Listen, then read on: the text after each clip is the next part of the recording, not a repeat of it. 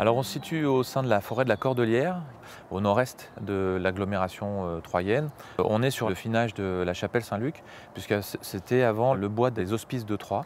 Et cet espace a été transféré en gestion communautaire au début des années 2000, quand le transfert a été effectué de la zone industrielle de la chapelle Saint-Luc, de la commune de la chapelle Saint-Luc vers la Catte à l'époque. Alors on est sur un site de 36 hectares. En tant que propriétaire forestier, l'agglo délègue la gestion quotidienne de cet espace à l'ONF, avec lequel on a des liens très étroits et qui nous permettent de programmer des interventions sur un plan pluriannuel, mais également de travailler tous les ans sur l'exploitation et l'entretien de cet espace boisé. On est sur une forêt d'exploitation à l'origine, pour laquelle en tout cas la communauté d'agglomération porte un intérêt particulier. La forêt de la Cordelière est traversée par le canal Saint-Étienne. C'est une forêt assez atypique. Elle remplit ses trois fonctions de manière assez équilibrée. Dans son rôle d'accueil du public, social, proche du milieu urbain. Dans son rôle écologique, l'accueil des espèces animales et végétales. Et dans son rôle de production forestière, avec l'ensemble des peuplements qui sont gérés. Concernant la partie production de cette forêt, là on a un exemple dans cette parcelle. Il faut s'imaginer historiquement tout un peuplement de gros peupliers. Et à la suite de l'exploitation de cette parcelle-là, il a fallu repenser en fait, le renouvellement des arbres. Donc on a engagé des travaux de plantation en y rajoutant des espèces plus inféodées au milieu. Donc derrière moi, on peut voir une plantation de chêne pédonculé qui a à peu près 3 ans. Et on engage derrière la plantation des travaux d'entretien par broyage et de dégagement de ces arbres-là. On dénombre sur cette parcelle 3200 plants de chêne pédonculé.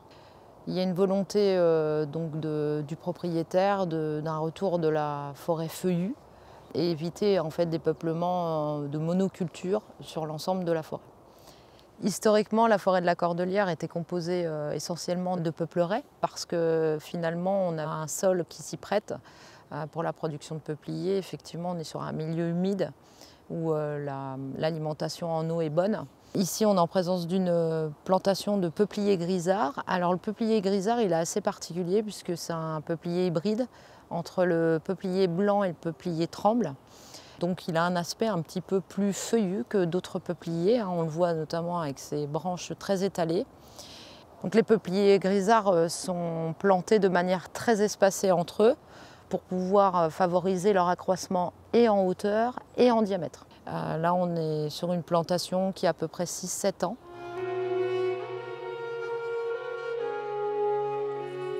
Alors, il faut savoir que cette forêt, c'est une forêt qui va être classée SNIEF 2, donc une zone naturelle d'intérêt écologique, faunistique et floristique. Et donc, de par cette fonction-là, ça caractérise vraiment la diversité qu'on peut retrouver sur ce site, sur cette forêt alluviale, donc avec la présence d'une flore particulière. On peut avoir avec des aulnes, avec la présence de saules par exemple, ou aussi d'aubépines, et qui va attirer également une faune propre à cet environnement-là, avec la présence des cours d'eau qui traversent la forêt.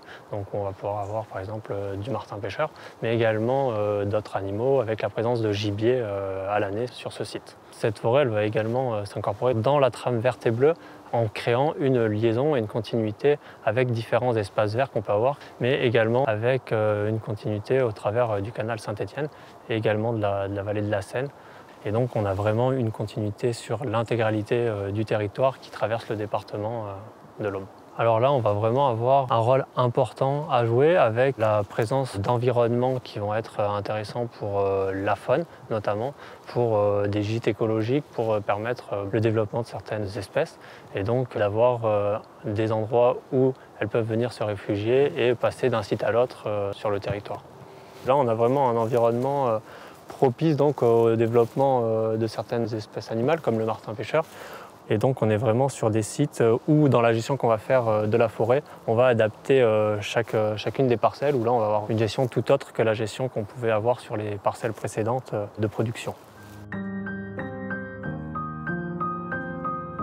Concernant l'enjeu et le volet social, il faut voir que là on est situé donc sur la vélovoie de la Seine qui relie directement la ville de Troyes, la ville de la Chapelle-Saint-Luc à d'autres villes comme Barberet ou Saint-Lié, et donc qui donne un accès pour la population à la forêt donc, de la Cordelière. Il faut savoir par contre que bien qu'on ait un accès pour venir traverser cette forêt et se déplacer sur ce site-là, il y a également des interdictions qui sont régies par le code forestier, et donc une interdiction de venir avec des engins motorisés et également des interdictions liées à la baignade ou autre sur ce site avec différentes réglementations. La forêt de la Cordelière, c'est vraiment un site où il est bon d'y travailler. C'est calme, c'est ressourçant, c'est relaxant. Alors pour des promeneurs, c'est un site également qui offre la possibilité de faire du vélo, de marcher, de se connecter avec la nature quand on vient de milieu urbain.